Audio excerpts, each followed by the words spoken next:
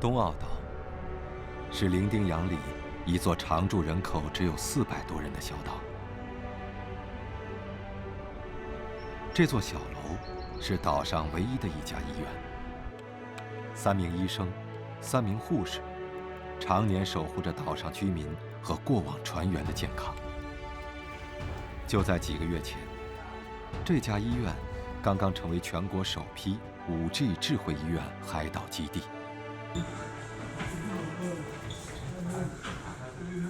你现在痛是吧？痛。好，这样你放心，我们把你的心电图结果用5G 已经传输到西安门医院的心电图专家那边，等他们出了一个会诊的结果以后，我们再做下一步的决定。然后你放心哦。这位岛民病情危急，超出了海岛医院的救治能力。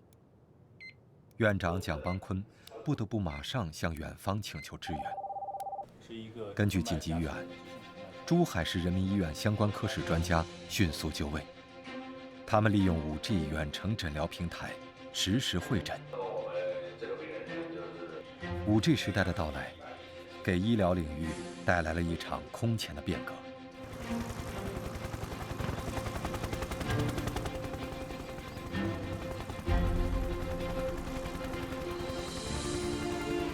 这位岛民最终赢得了这场与时间赛跑的胜利。今天，世界再次站在科技大爆发的节点，人工智能、5G、大数据应用等前沿科技，已经以前所未有的速度和力量，深入地走进我们的生活，深刻地改变着我们的生活。我们要掌握更强大的科学技术，为人民服务，为国家的强大服务。如果到了那个时候，那我们整个社会的生产力就到了一个新的阶段，整个人类社会的所有方方面面的水平都远远提高。这些即将改变世界、塑造未来的前沿科技，承载了人类对未来美好生活的期盼。未来已经不仅仅是想象。我们正在创造未来。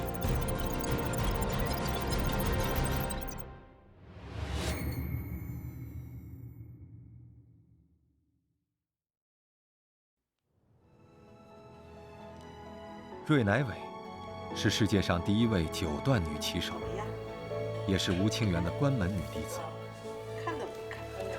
吴清源是围棋界传奇般的存在。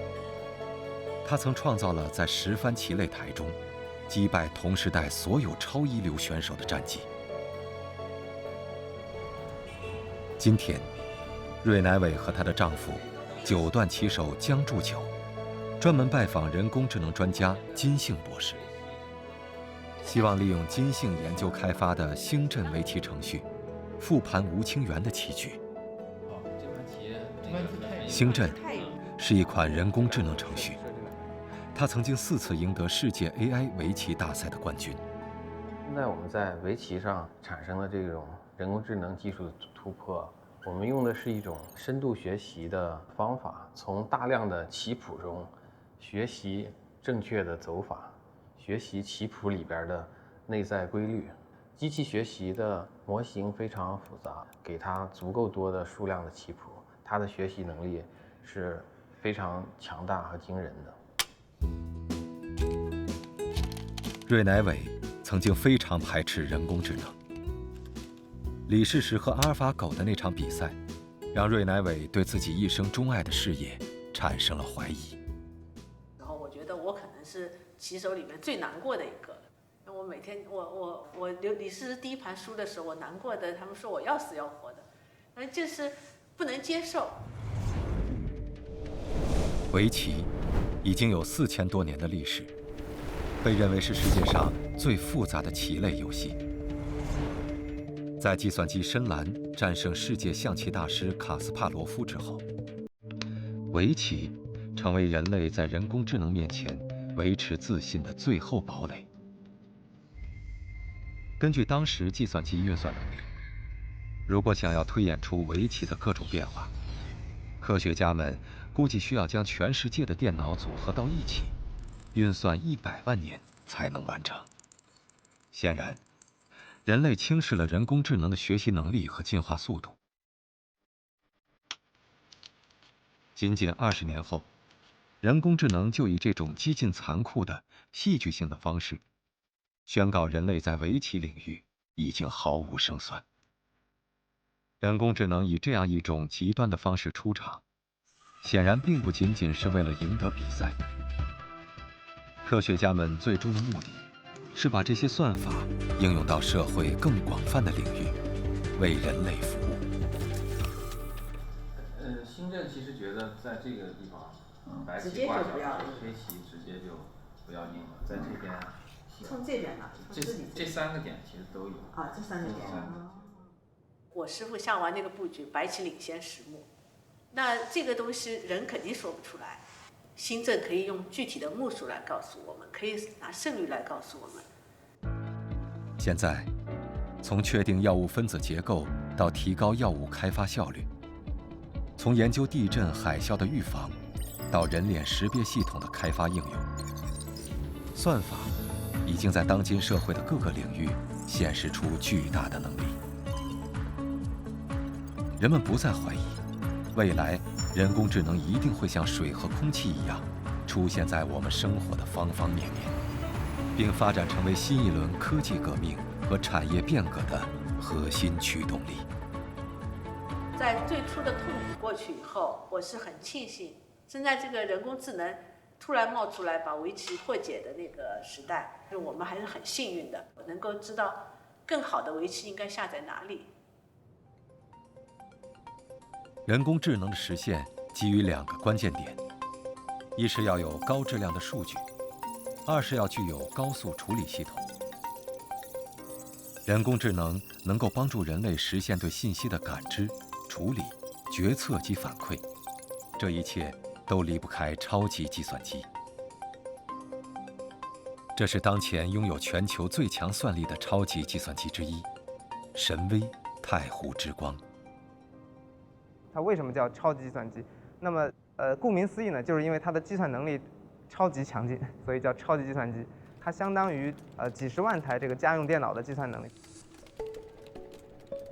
在今天看来，超级计算机说到底还是属于传统计算机。它由8个网络机柜、40个运算机柜、40960块中央处理器组成。虽然计算能力超强，但是体积庞大，耗电量巨大。它运算能力的强弱，很大程度上取决于硬件的堆叠。由集成电路、晶体管和电子管等电子元器件组成的电子设备，在短短几十年时间里，就将人类带入到一个全新的时代。随着人类社会的快速发展，基电子元件已经逐渐接近理论极限。想要获得更高的性能，人类急需找到新的解决方案。突破迫在眉睫。就在这时，一个全新的名词出现在人们面前：量子霸权。量子霸权是指的是量子计算机，它处理数据的速度比任何经典计算机就电子计算机的超算中心最好的那个速度还要快。那么这样如果真实现的话，那这个量子计算机的这种处理数据的能力就是天下无比，没有什么任何的工具可以跟它相比。量子，这个在当下被频繁提起、有些不明觉厉的新概念，其实早已出现在我们的生活中。按照德勒贝讲，是用光量子理论来解释光电效应，解释成功了。那年近80的郭光灿院士，是中科院量子信息重点实验室主任，也是国内最早从事量子领域研究的科学家。利用量子理论开拓出晶体管，最后发展成为我们现在的手机、电脑。利用光的量子论发明了激光，所以导致现在的互联网。所以我们现在的信息时代所用的这些工具、这些原理，都是来源于量子力学的。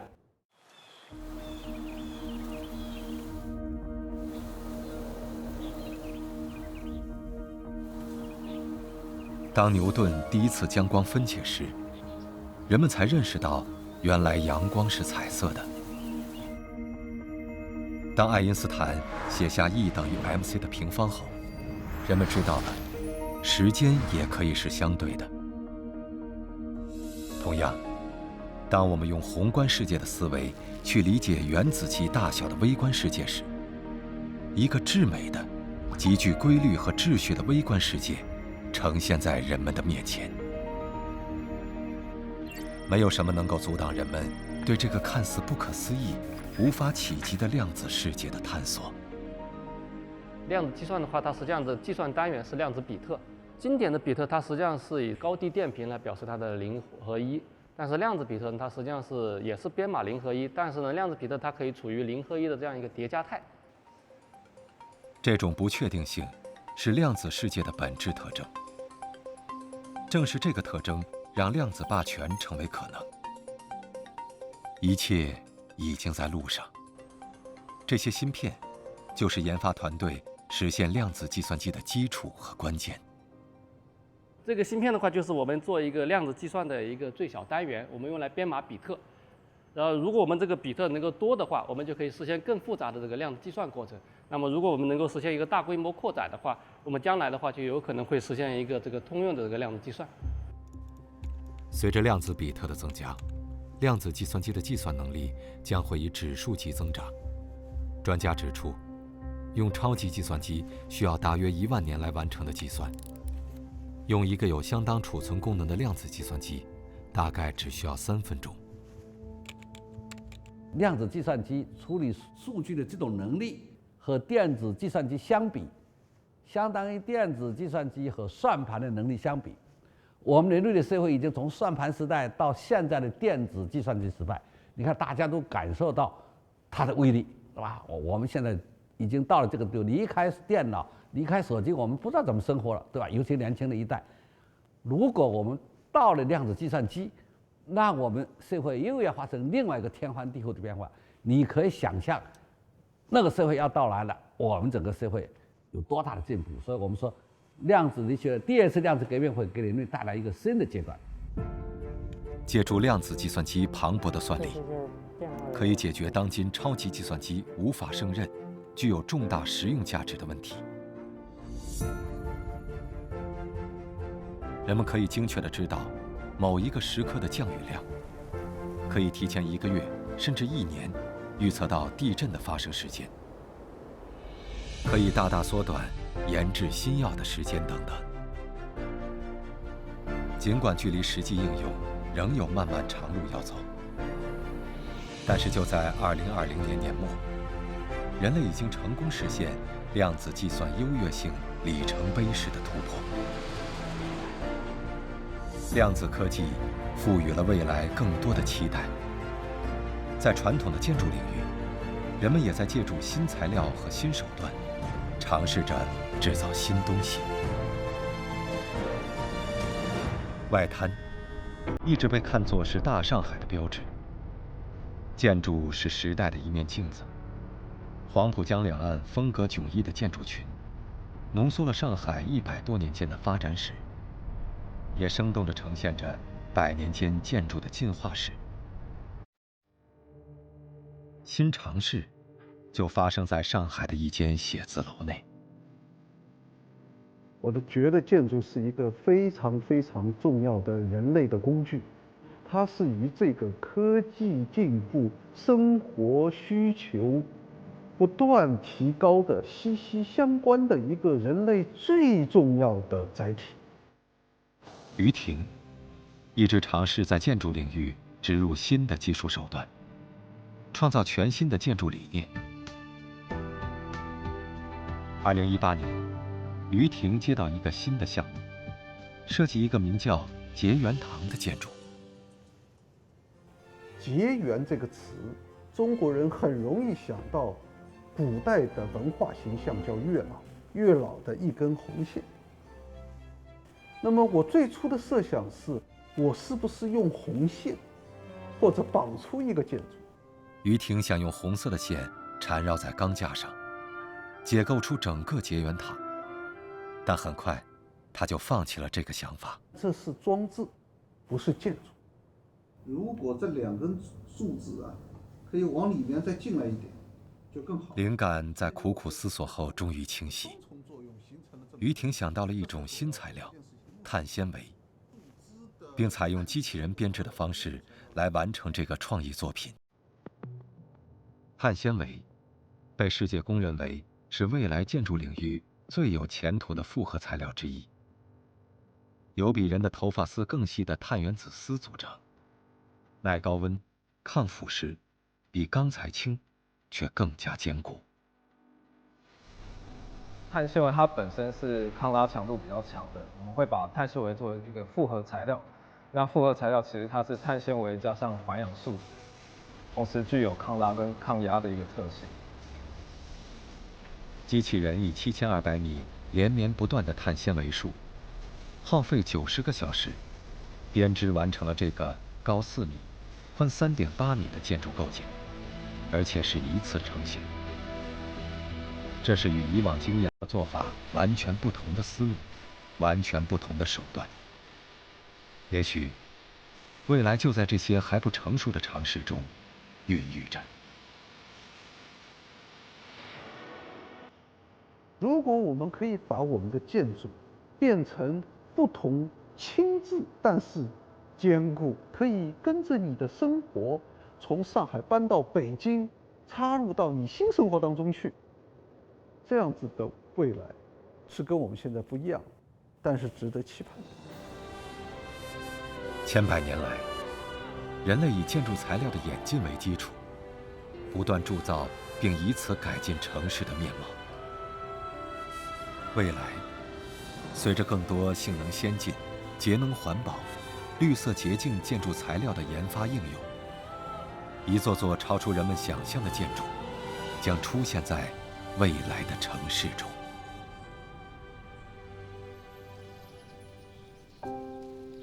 如果说汇集了人类智慧和科技手段的建筑塑造了城市的面貌，那么丰收的田野就是大地最美的风景。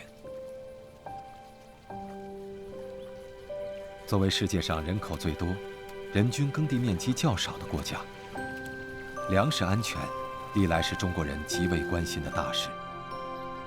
而保障粮食安全，科技的力量必然是重要的手段之一。姚姚是当地种粮大户，今天他特意来到这片试验田里来看一下收成。春天时，他在这片田地里播撒的是一款全新的高科技手段培育的稻种。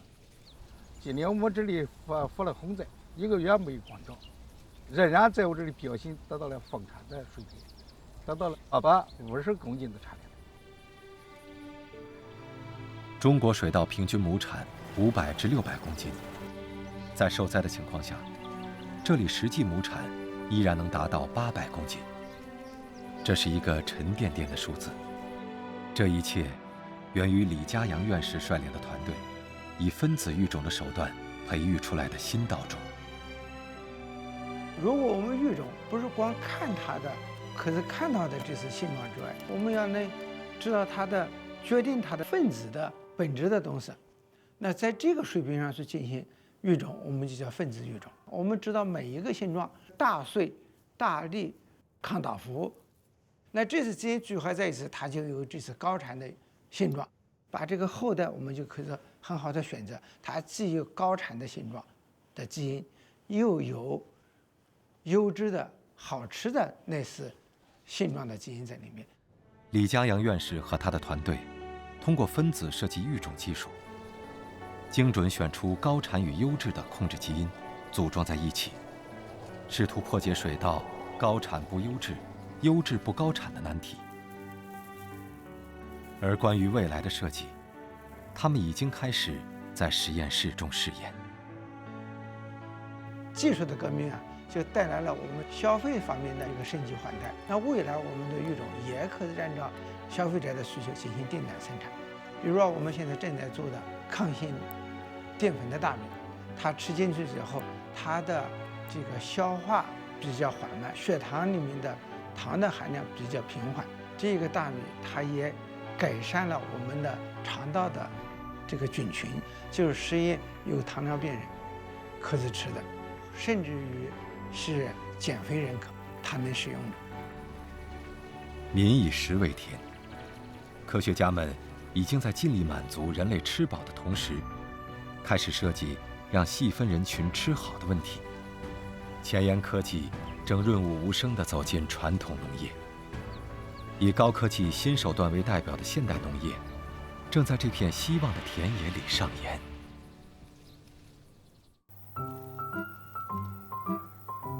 桑蚕，让中国丝绸成为改变中国乃至世界历史进程的力量。从荒漠戈壁到大海汪洋，勤劳智慧的中国先民，开启了史诗般的东西方文明交流，让丝路花语的传奇绵延数千年。21世纪的今天，桑蚕也走进了科学家的实验室。他们给桑蚕喂一种喷洒过特殊碳材料的桑叶，吃了这种桑叶后，蚕吐出的丝不但更加结实强韧，而且碳化后的电导率高出10倍。这种神奇的材料就是石墨烯。实验数据表明，石墨烯是迄今为止世界上最薄、最轻、最强、最坚硬的材料，被誉为未来的新材料之王。但他的发现却充满了戏剧性。2004年，英国的科学家海姆和他的同事用胶带反复粘贴一块很薄的石墨，经过无数次的撕合后，终于剥离出只有1个原子厚度的2维材料——石墨烯。当然，现在的科学家已经不需要再用这种原始的方法来获得石墨烯，他们已经掌握了更为先进的科学方法。我们主要是在金属铜箔上，在1000度的高温环境下，把甲烷这种气体分子的碳源通到高温的化学气象沉积系统里，它裂解以后产生的碳原子，它们逐渐就排列成6方密排堆积的单原子层的石墨烯材料。我们做的石墨烯的高端材料的研究，包括批量自备，在世界上都是领先的。中国是石墨烯资源大国，也是石墨烯研究和应用开发最活跃的国家之一。魏迪带领他的团队，正在从事石墨烯电池的研究工作。我们在探索杀手锏级应用，来应用我们普通的日常生活。那比如说，我们目前可以做到一个全柔性的石墨烯的电池，10万次大概1天的时间能做完30个小时。未来的情况下，比如说未来你的牛仔裤的裤兜里面就是这样一个柔性的电池，再加上 NFC 的电路，只要你把手机放到裤兜里面，你的手机在自动的给它充电。在人类从硅到碳的演变进程中，传统意义上的有机材料越来越多地应用在全新的领域，在可穿戴设备、新能源汽车、信息产业、健康产业等方面，石墨烯的特殊性让人们对它的广泛应用充满好奇。探索的路上，永远有梦想在牵引。而对于袁庆新来说，他的梦想其实很简单，就是希望他的母亲手术后能够和正常人一样站起来。做手术以后，今年的4月份呢，带他做的那个放髋手术没有达到理想的状态，说目前来说九院这边应该是国内是最先进的，所以说我们转到这边来，看看能不能达到我们满意的自己的要求的那种效果。这个病人72岁。女性，她是因为骨性关节炎，在上海第9人民医院，针对病人的诊断会议正在进行。郝永强决定用3D 打印的髋关节为患者手术。这个病人来说的话呢，他已经是用了传统方法，已经失败了，所以3D 打印个性化假体是他的必然的选择。3D 打印技术跨越了虚拟世界与现实世界的鸿沟，掀起了一场产业、设计以及材料领域的大变革。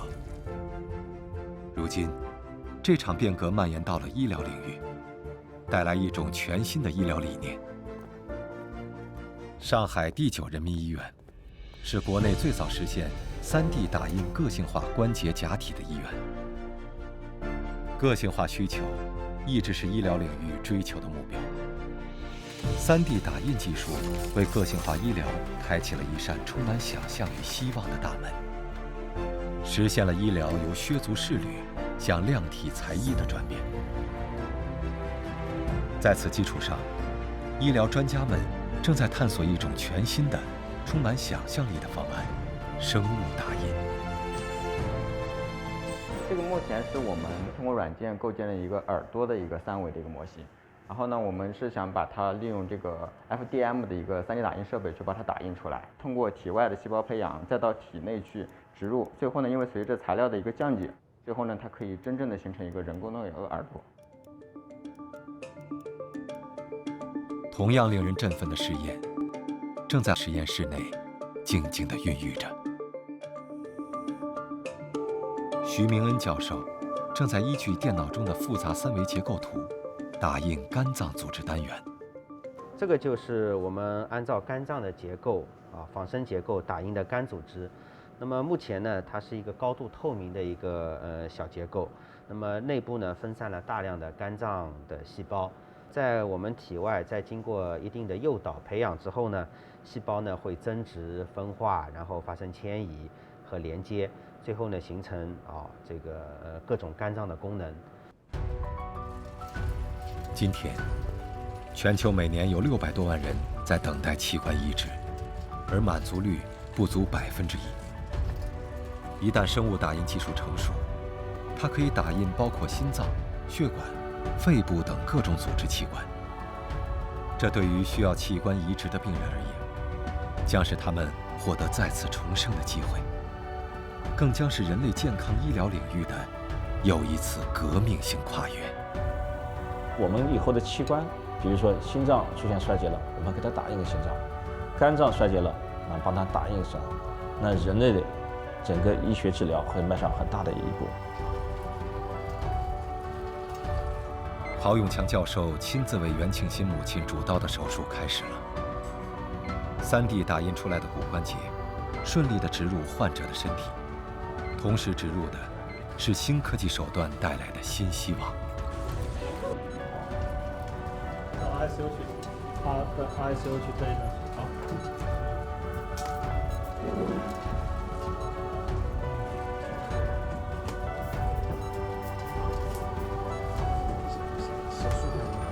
非常顺利，辛苦。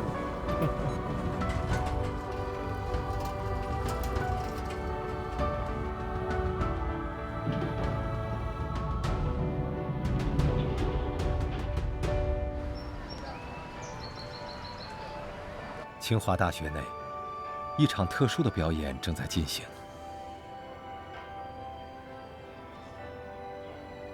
这是国内第一个完全由机器人组成的中国风乐队。乐队的成员由3个机器人组成。不经意间，越来越多的新事物、新现象开始出现在我们生活的各个领域。科技的创新是为了不断地满足人民对美好生活的向往，不止于当下与未来，也在于对过去进行重塑，以一种更具现代感、科技感的面目呈现在世人面前。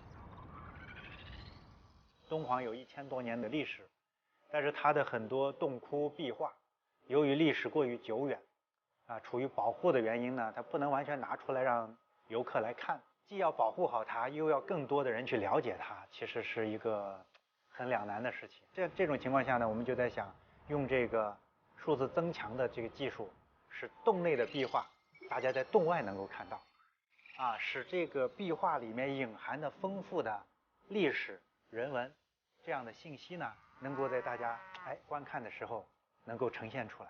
这是虚拟现实和增强现实技术与古老艺术的一次完美结合。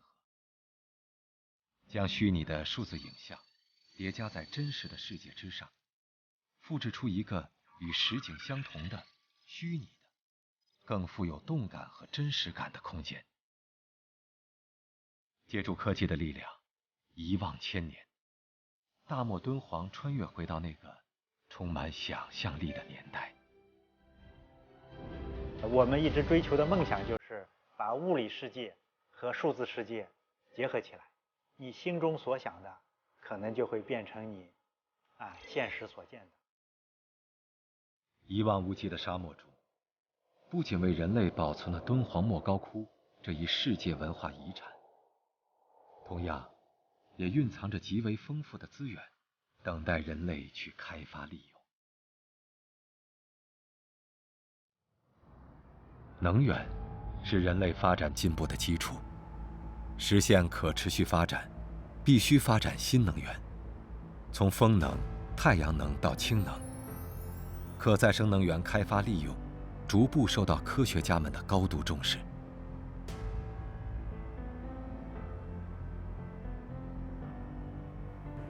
黄文博是敦煌100兆瓦光热发电站的副总指挥长。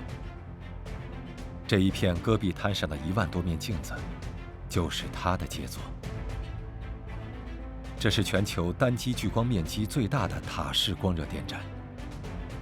如何持续稳定的供电，是太阳能、风能发电的关键。这个电站成功解决了光伏发电与风力发电电能无法存储的问题。我们用的是大量的智能化的一些机器人的一样的一个镜子，然后呢，它有1万多个，每个里面带着35个小镜子，它在不同的位置，要把阳光同时反射在一个点，把能量通过聚焦、储存、换热、发电。1万多面镜子就像向日葵一样，追随着太阳运动。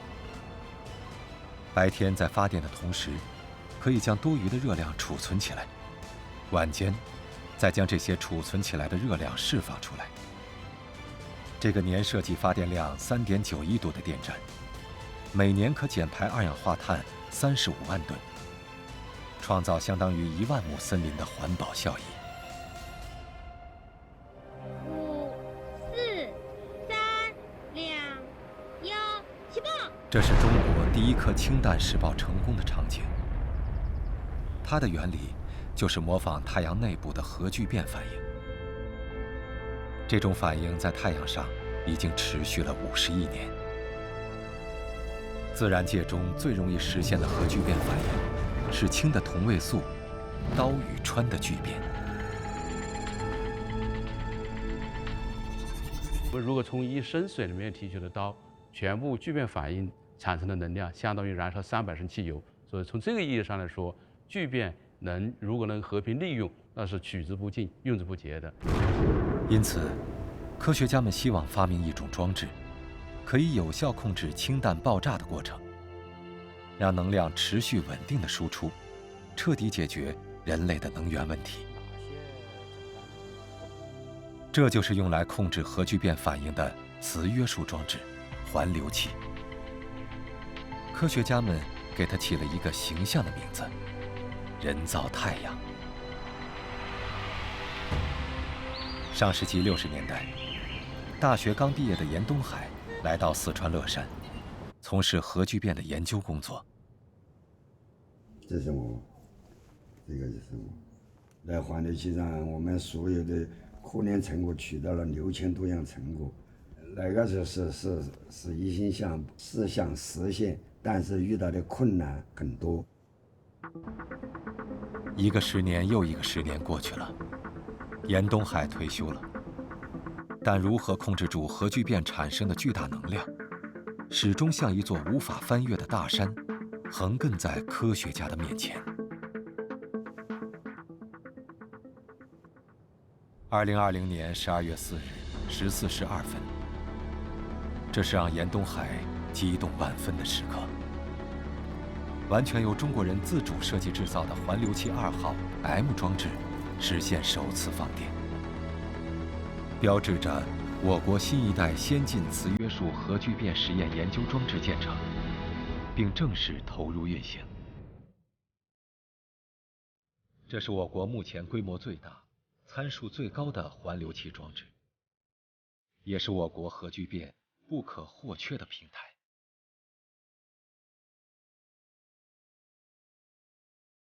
这里是中国核聚变博物馆，馆内陈列着中国环流器1号以及中国最早研究核聚变的一些其他设备。退休后的严东海经常来这里担任义务讲解员。它是我们1980年研制成功，在当时是我们中国最大的受控核聚变试验装置。严东海讲着过去，同学们心中设想着未来。未来，如果人类攻克了核聚变的难题，就意味着能源几乎可以无穷无尽。摆脱了能源的束缚，人类将更加自由。遥望太空，探寻宇宙的奥秘，一直是人类孜孜以求的梦想。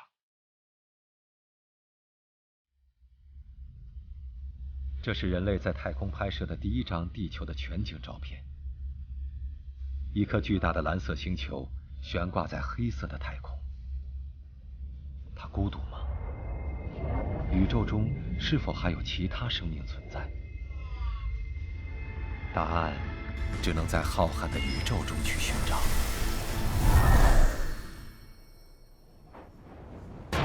2020年7月23日，中国的火星探测器天问1号搭乘长征5号火箭，从海南文昌发射升空，正式开启了中国的火星探测之旅。探索浩瀚宇宙，是中国人不懈追求的航天梦。创新是一个民族进步的灵魂，是一个国家兴旺发达的不解源泉。汇聚尖端工业的航空航天事业，可以大大提升国家的综合实力。我们国家过去50年就是航天取得的成就，全部是航天国家队科学院所那么在这个角度上取得的成绩。2014年以来，中国民营企业开始引人瞩目地进入航天领域。这是一个水到渠成的结果，它的背后是社会进步的需要，科技创新的驱动。王阳就是在这个时候创办了自己的卫星公司。那么现在新兴的这些商业卫星公司呢，它更多的实际是以市场为导向的，以客户需求为出发点的一些商业行为。商业航天已经成为21世纪经济发展的重要引擎。火箭与卫星是航天事业的2大支柱。就在王阳准备发射自主研制的第1颗商业卫星的同时，在浙江湖州的一片大山里，蓝箭航天80吨级别的火箭发动机正在准备点火试验。601号，你们最后试车前一定要再核对一下数据的这个勾选情况，千万别漏了。张访是蓝箭航天在湖州火箭实验基地的负责人。为了建设这个基地，他在湖州的这片大山里已经待了2年时间。为什么要建这个试车台？为什么要对发动机进行2万秒的这个试车考核呢？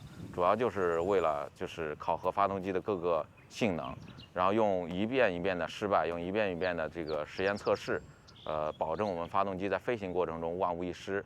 各岗位注意，准备进行第3次综合测试。601号电测启动。105正常。正车压。5、4、3、2、1，启动。启动。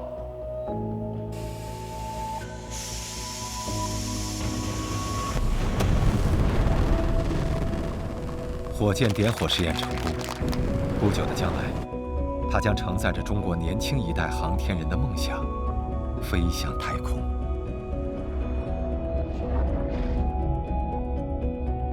浩瀚宇宙，星汉灿烂。在离地球500千米的太阳同步轨道上，一颗名叫悟空的卫星巡天而行。它已经在太空中运行了1000多个日夜。它的使命是在茫茫太空中寻找一种特殊物质存在的证据。这个特殊的物质如果被发现，必将颠覆人们对宇宙的认知。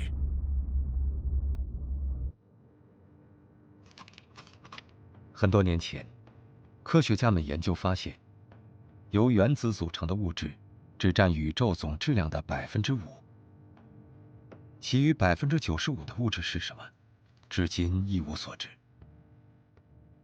于是，科学家们将它称为暗物质，并猜测，暗物质决定着宇宙中星系的起源、形成与演化。为什么要研究暗物质？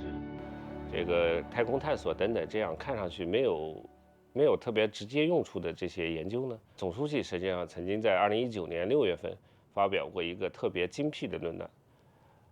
他指出呢，基础研究是所有科学体系的源头，是所有技术问题的总机关。为什么说叫总机关呢？实际上，它说明它牵引了我们所有的科学问题的一些发展。悟空号已经上天4年了，对吧？我们的首批成果是2017年发布的，那么大家非常关注，所以说我们肯定有必要要在例如明年或者后年吧，要发布新的结果。你那边模拟这方面的资源安排的怎么样？可以。哦，就是一切都按照。范一中是悟空号科研团队的负责人，他们要分析从外太空传回来的数据，期望从这些海量的数据中寻找到暗物质存在的证据。我们每天是收集500万个粒子，所以说到现在为止快接近70亿个粒子。所以我们团队的话，主要就是说要把卫星收集的数据还原为天上真实的一些东西，然后再根据这些东西来推断是不是哪个地方有暗物质迹象。北京时间2019年9月28日，中国暗物质卫星项目团队公布第2批科学成果。基于前2年半的数据，悟空在国际上首次利用空间实验精确描绘出高能质子宇宙射线能谱，并观察到能谱新结构。这一发现对揭示高能宇宙线的起源以及加速机制具有十分重要的意义。就是我们人类有今天这样高度的文明，显然是由于科技带来的。那么科学家的使命就是不停地检视旧的一些东西，然后发现新的东西。科学的进步就这样。他们就这样一点一点地深化着对宇宙的认知。经年累月中，每一次新发现都会引起全世界的广泛关注。好奇是人类的天性，人类一直想知道自己从哪里来，又将到哪里去。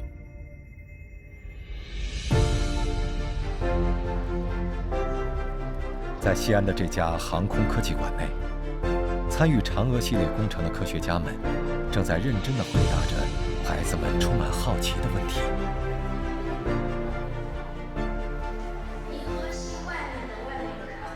我想知道宇宙中有没有虫洞，宇宙里面有没有外星人？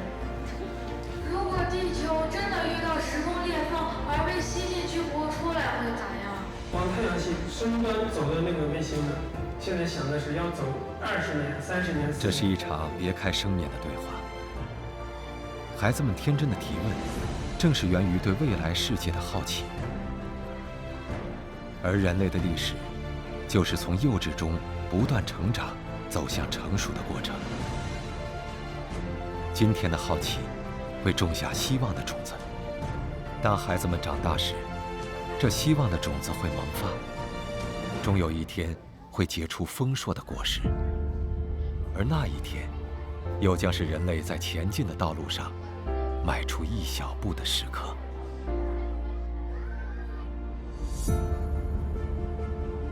希望是遥远的，希望其实并不遥远。希望在对未来的期待中孕育，希望在对未来的探索中实现。科技创新在引领社会走向未来的同时，改变了过去和现在。人们的生活就在这个过程中不断升级迭代，人们所向往的美好生活，就在这种创新中不断实现。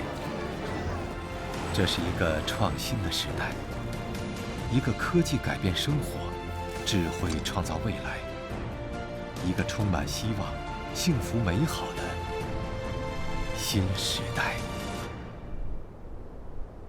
科学技术的这个发展，不仅让我们生活带来方便、效率更高，更重要的是让我们人类本身的生活的品质更高。可能我们在医疗领域也会有更加巨大的发展，比如说我们可能已经攻克了癌症。我觉得在未来应该是人工智能和人和谐共生的这个模式，才是真正的一个发展的趋势吧。真正它可以做的事情是把人解放出来，让人在用更好的方式、更文明的方式生活在生活在这个城市里面。未来的社会生活应该是普惠的。对，比如说边远地区的儿童可以通过智能技术获得更多的教育机会，让教育越来越便利。我希望未来的智能社会里能够有更加清洁的空气，能够有更加清澈的河流。我们的美好生活的追求就是说，一个非常美好的环境里面，能够创造出美好的成果，能够分享这样美好的成果。大数据和人工智能结合，会加持我们的生活方式，使我们的生活越来越美好。我们一起走过美好时光，你轻抚记忆的相框。我认为在将来，虚拟现实技术和现实的结合会更加的紧密。比如说，我们戴上 VR 眼镜就可以实现足不出户遨游全世界。我们一起仰望，徐徐朝阳，我迷恋一路的情。随着智能技术的不断发展和应用，我认为我们可以突破地域、突破国界，甚至突破想象。那温暖如朝阳。我觉得在未来的生活中，无人驾驶汽车将成为生活的常态。